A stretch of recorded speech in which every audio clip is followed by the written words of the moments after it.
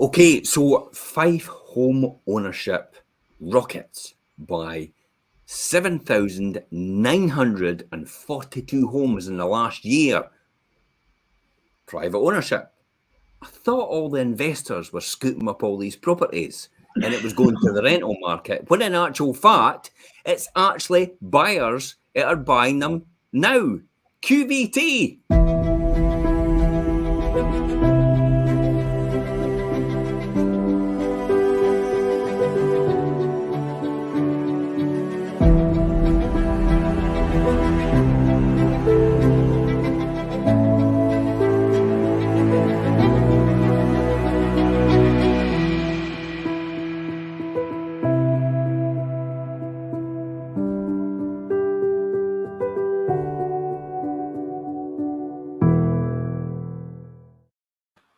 Okay, guys, welcome to the afternoon midweek show. Although it's no midweek technically, really. It's it? Monday, Tuesday, Wednesday, Thursday, Friday, Saturday, Sunday. So work that back for Monday, Tuesday, Wednesday. Thursday is midweek, is it no? When you're 7 days a week, Jack, it's midweek. I see. To anybody else that work 5 days a week, no, I work 7 days a week. So Thursday is a midweek show. It's midweek. So this is my midweek show. The rental department can have the Wednesday as their midweek show. Sorry, rental department. Apologies. I'm no digging or anything like that. Good afternoon, Andrea. Thanks for watching. Any questions, please feel free to ask. So the Fife housing market over the last 5 years has actually behaved quite oddly, hasn't it, Perry? I think it totally has, and there's been so many factors at play here, hasn't there? There's obviously been a bit of a downturn in the economy. There's been lockdown for 2.5 years. There's been whole reassessments of life and lifestyle and living going on, isn't there? So I don't think anyone could have predicted this, even with our good predictors. I've literally lost 2 years. Yeah, it's absolutely. Like it's disappeared. I mean, but in that time, Fife house prices have actually moved up 23.6% higher than in 2017. Even though during these 5 years, the British economy has had that uncertainty of the Brexit and the massive fall in GDP during the pandemic. They've still managed to go up as well. Yet, a less observed trend is the net number of homeowners, and this is what we're talking about here in Fife, that has risen by 7,942 households, a jump of 3.7%. Now, these houses aren't getting built. These houses are coming from other markets. So clearly, that means the private rented sector is possibly contracting. Mm-hmm. And yet we're told time and time again about these greedy landlords taking up all the properties. Sorry, I'm getting my high up. I've got the statistic now, and I've proved a point. It's like, why has growth in home ownership actually happened? What does it mean to the Fife's existing homeowners and the landlords themselves? With the newspapers full of news about the death of home ownership and the growth in generation rent, it must be a surprise, as it did with me. I kind of thought, but I had to look into it to really prove that point, that the number of homeowners in Fife has actually grown. And to give you some context into this, the number of homeowners in Fife has dropped between 2011 and 2017 by 808 households. Yet between 2017 and 2021, it has grown by 7,942 households. That is a huge figure, isn't it? Yeah, it's almost tenfold, isn't it? It's a very large increase. And certainly that's the activity that we're seeing, isn't it? We're seeing different trends of people coming to market, aren't we? Yeah. What do you think's behind that growth in home ownership, and is it a good thing? I think absolutely it's a good thing. I think it's a good thing because people are independent. It gives people an opportunity to have their own homes. It gives people to have a lifestyle choice, whether that be an investor again, or whether that's individuals. But certainly what we're seeing is it's a mixture of both. But politicians love it when home ownership rises, don't they? Yeah. They believe owning a home turns us into model upright citizens, as model they see it. Citizens. I could hear, what is it? I could hear, what is it? The Wall, Pink Floyd playing in the background. Exactly. You're just another brick in the wall. That's really what it comes down to. It was one of the critical reasons of the council house sell-off in the 1980s, wasn't it?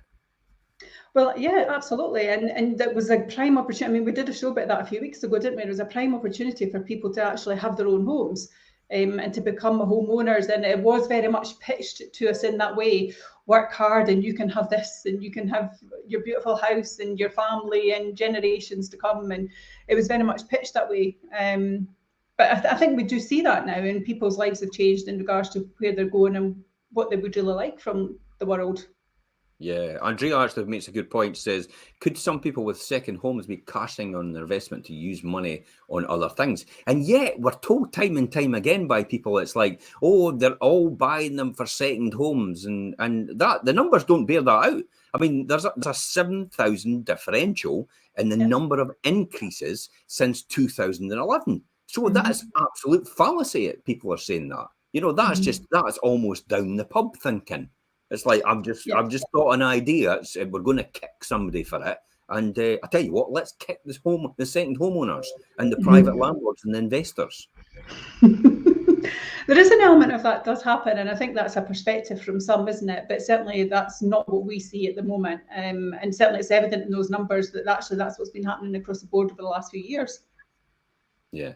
I mean, the hard data itself is unexpectedly slim, whilst studies hint that the homeownership has some harmful costs to the economy, such as reduced entrepreneurial spirit and the disinclination to move home to find work, because you're kind of where you are. I always say, would you still stay in the home right now you're in just now if you rented it? And a lot of people actually say, possibly not. I would have probably moved by now. And it's also true. It'd be interesting to hear other people's comments on that. You know, out there, if you're watching and you're catching up on a rerun, possibly, would you actually still continue to stay in the home that you're in right now if you were currently renting it? I think, on the rental side of things. Hopefully nobody will say my house is a bomb site. My house is riddled with damp. But you actually own it. You own it this time. It's no the landlord's fault.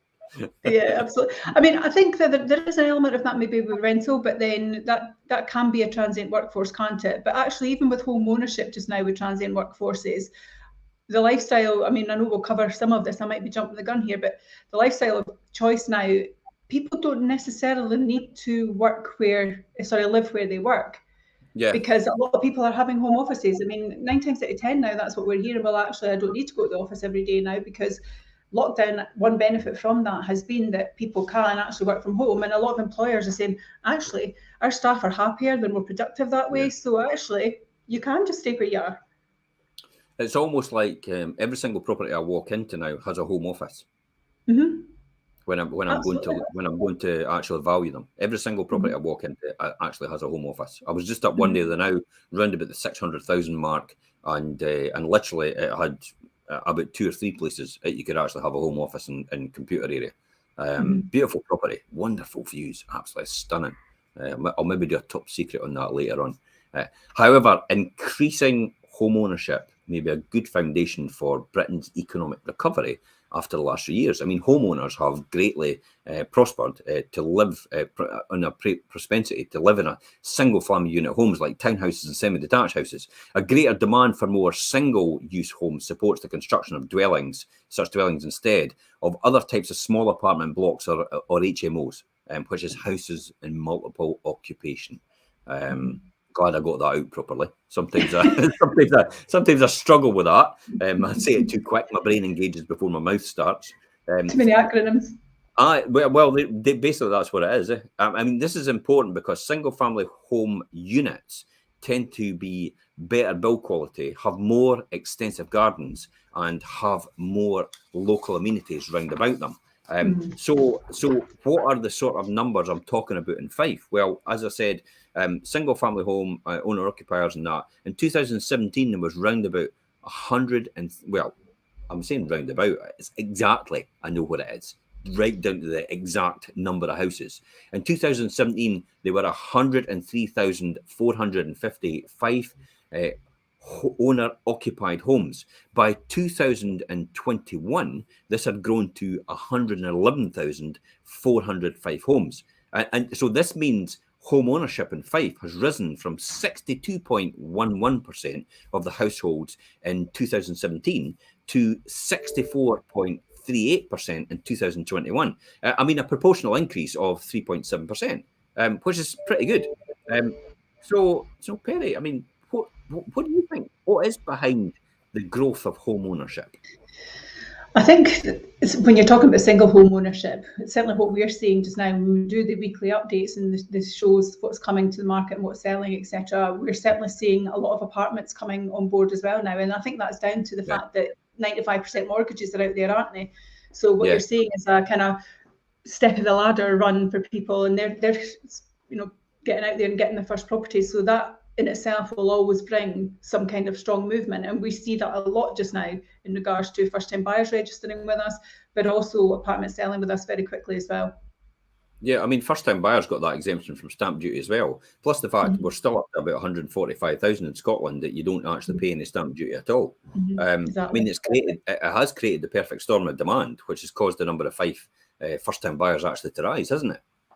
Absolutely. And it's not just the fact, as you say, that they can get the 95% mortgage, they can also get tax relief, but also interest rates are the lowest they've been in about a decade.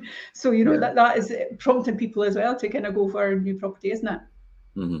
And they're still going to be continued to be low. I mean, we've been told at the start of the year interest rates were probably predicted to rise, but due to the what's happening just now and the carry on in Ukraine in terms of what's going on, I hate saying it's a war. I mean, it's a bit one-sided. I mean, to say it's a war, it's like almost an annihilation. The way it's coming across. So that's where I see the conflict, so to speak, more than anything. But they reckon that's going to cause a serious ramifications as well. Hence the reason why they don't predict interest rates are going to be any higher than what they're predicted at the beginning of the year. They're actually saying it's probably going to be just a bit lower than what they're predicted.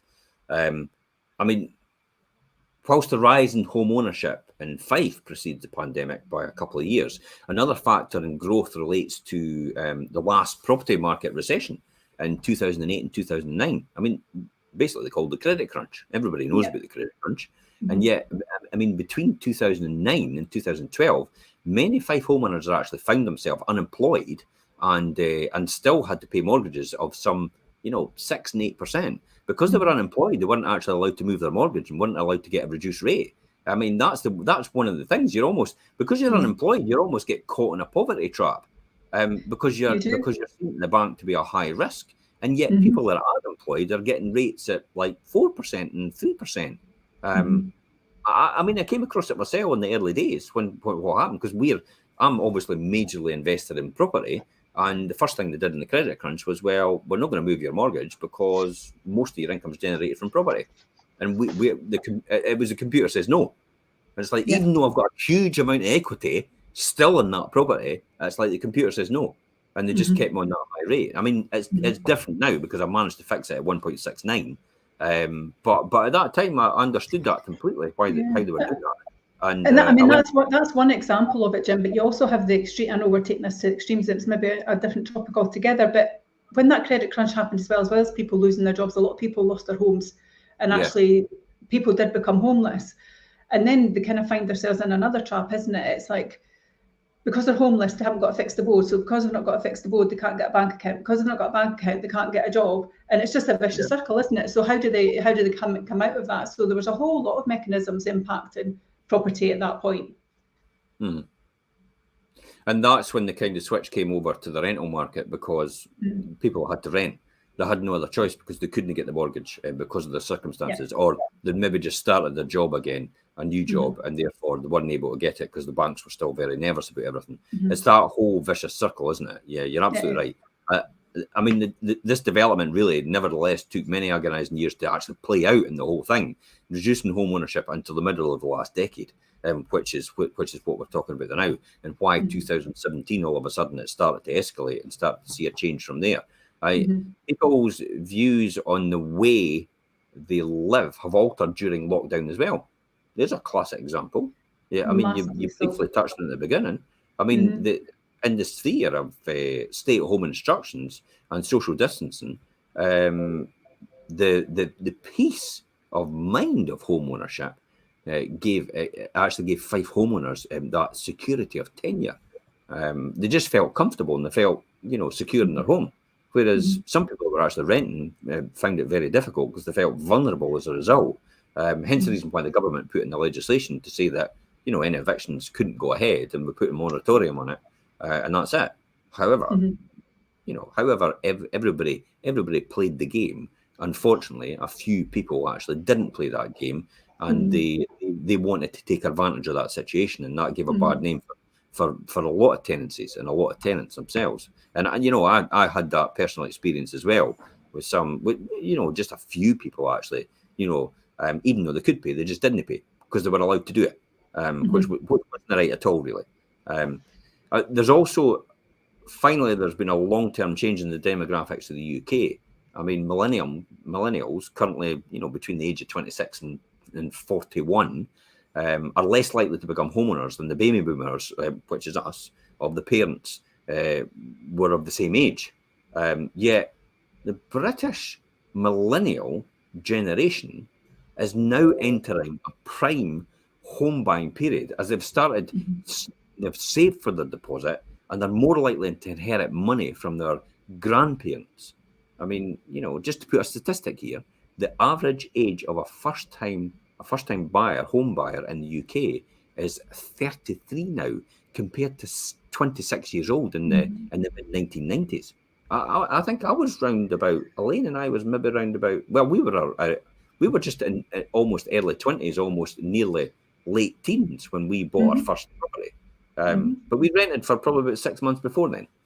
Yeah, but we were very similar, Billy and I. I was 24, and that was just what we did then, though, wasn't it? That was kind of your incentive. But then obviously property values and everything have changed a great deal now as well, haven't they? And people have more freedom to explore the world and travel, and so they stay at home because it's financially secure, and they're taking gap years and they're going away and doing all these other things.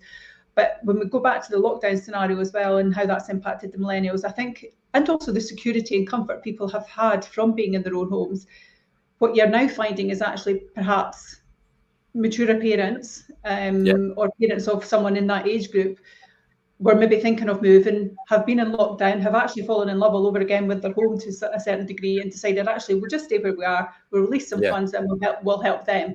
And so we're seeing quite a bit of that coming forward just now as well in regards to those first-time buyer statuses, aren't we?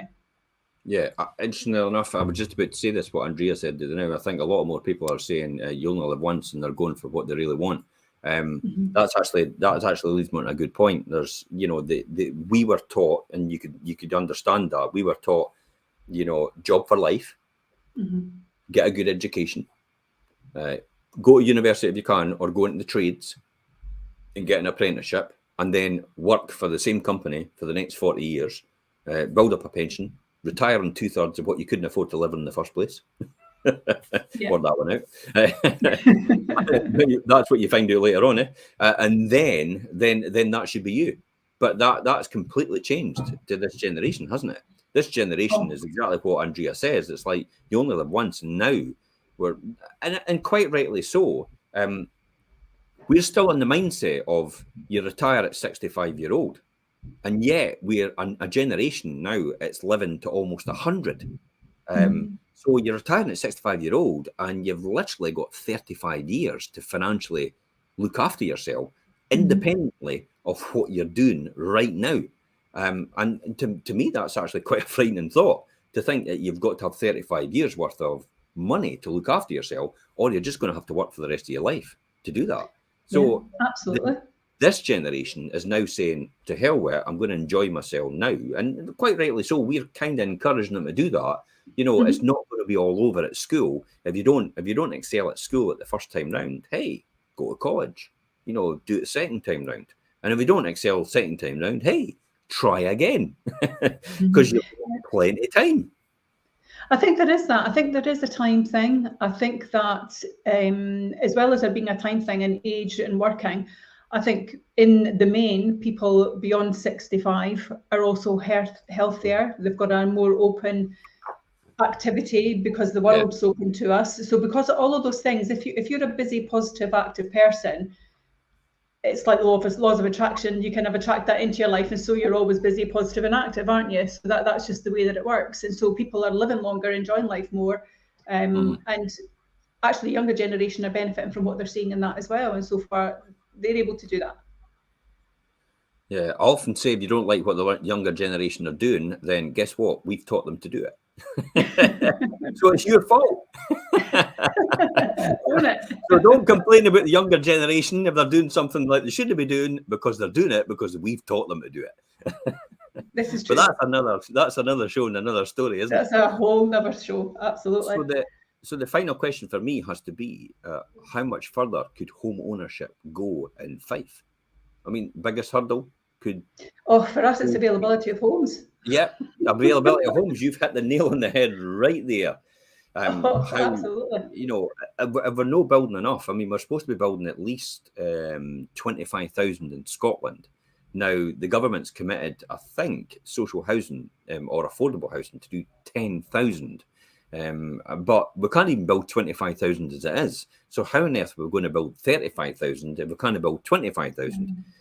We're never going to get anywhere near that. And net migration, admittedly, net migration last year and the year before was sitting at 20,000 coming into Scotland every year. Now, that's a different story, but that's needed because we need people to work in our economy in order to make taxes, to pay taxes, in order to provide for everybody in their elderly care and their system itself. So that's why we need that, because we don't have enough people being born. We'll put it that way. We need more people to actually generate the economic activity and the wealth for our nation in order to look after the people in their older age. Hence the reason, another story is why pensions will disappear. You know, state pensions will disappear. You can see that happening. It's all getting forced onto company pensions as well, and mandatory statutory pensions in companies now. And we've got them ourselves.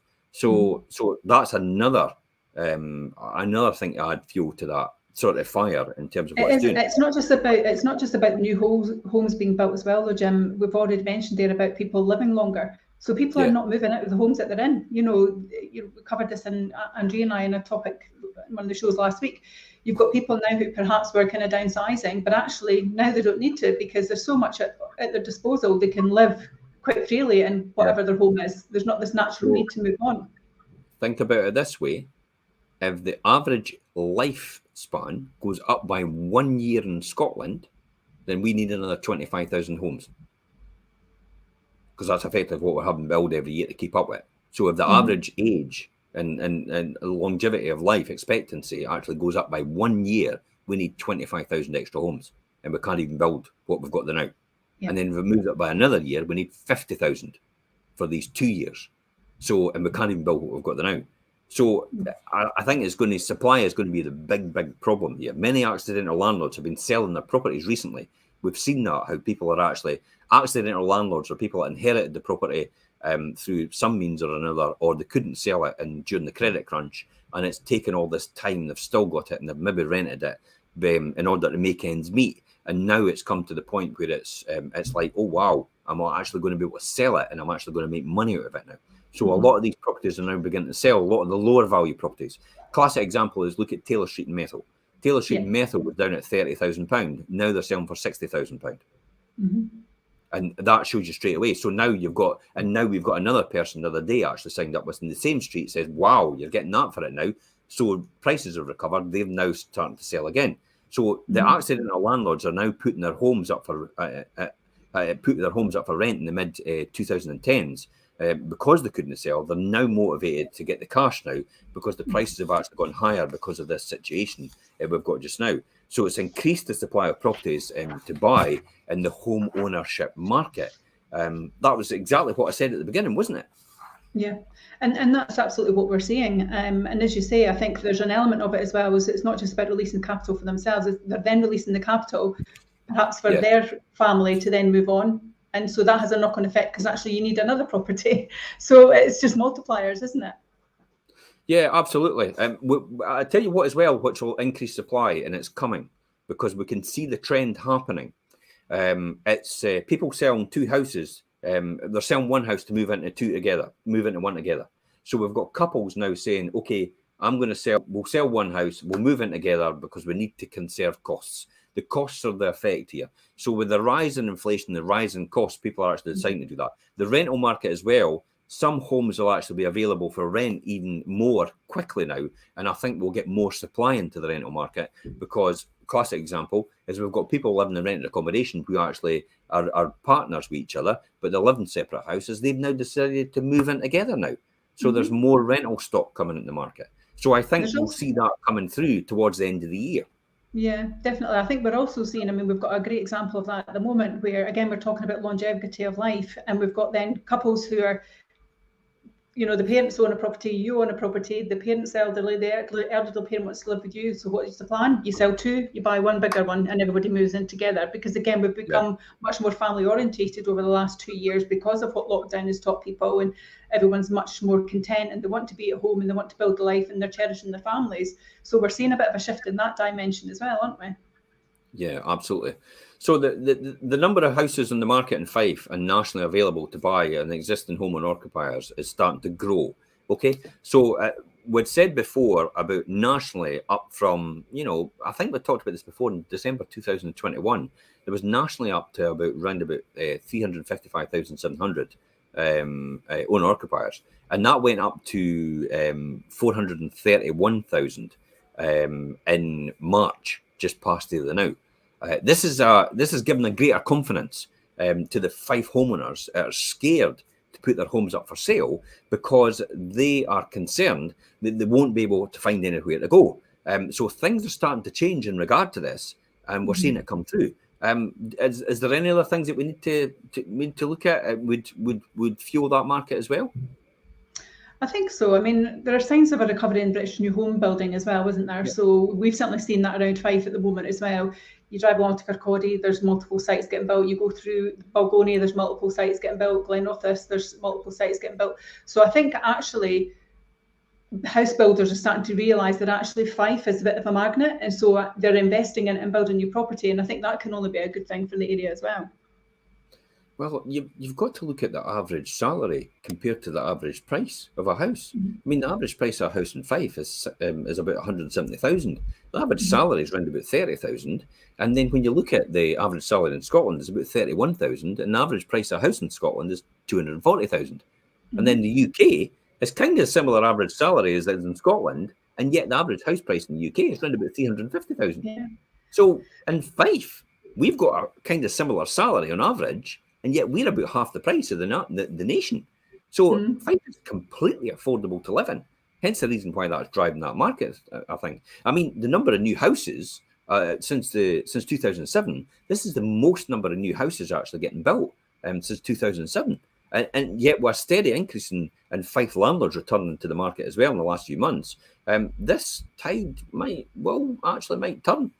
So Fife homeownership could continue to swell for a while yet. What does it mean for the private rental sector in Fife?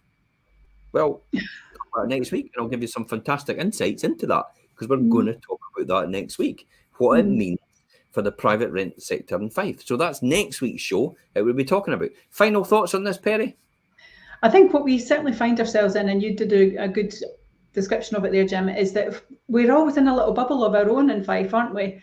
We're like, you always describe it as God's country, and it is a little bit like that. And I think people do want to come here. You know, I was speaking to a gentleman today, and he was saying, "Oh yeah, but you must get that. All these West Coasters and people of Edinburgh all want to come to the East Neuk." Yeah. There is an element of that, but actually, what we're finding more is, as we were saying earlier on about second home orders and things, we're not finding necessarily that people are coming to have second homes now. What we're finding is people are coming here to make it their permanent home. And I've noticed a big difference in that, even just from starting working here last March to where we are now. When you ask that question, 9 times out of 10, you're getting the alternative answer. So I think that Fife is in a lucrative situation at the moment in regards to what we have, the beauty that surrounds us and the properties we've got, and the incomes that people earn as well. And I think it's quite an exciting time. Absolutely. I think so as well. And as I said, with the supply coming back in and accidental landlords now selling, I think for most people now, if you're out there and you're concerned about you've got nowhere else to go, I think you'll find that there's more properties coming on. However, what I would say to you is make sure you've got all the facts and information first. And that really does mean speaking to an estate agent about the value of your house. That really does mean speaking to a mortgage broker about what you can afford, because your dream home is going to come on and you're going to miss it because you're not even going to be in any position at all to actually do anything about it at all. We witness that almost every other day, don't we, Perry? We absolutely do. And actually, the sellers are in a really strong position at the moment in regards to who they want to have over their doorsteps, aren't they? So a seller, someone who's trying to put their house on the market, you are that seller potentially. So you hold all the keys, as it were. Yeah. You're in a wonderful position to pick and choose who you want, and we've had it recently on Pitlessie.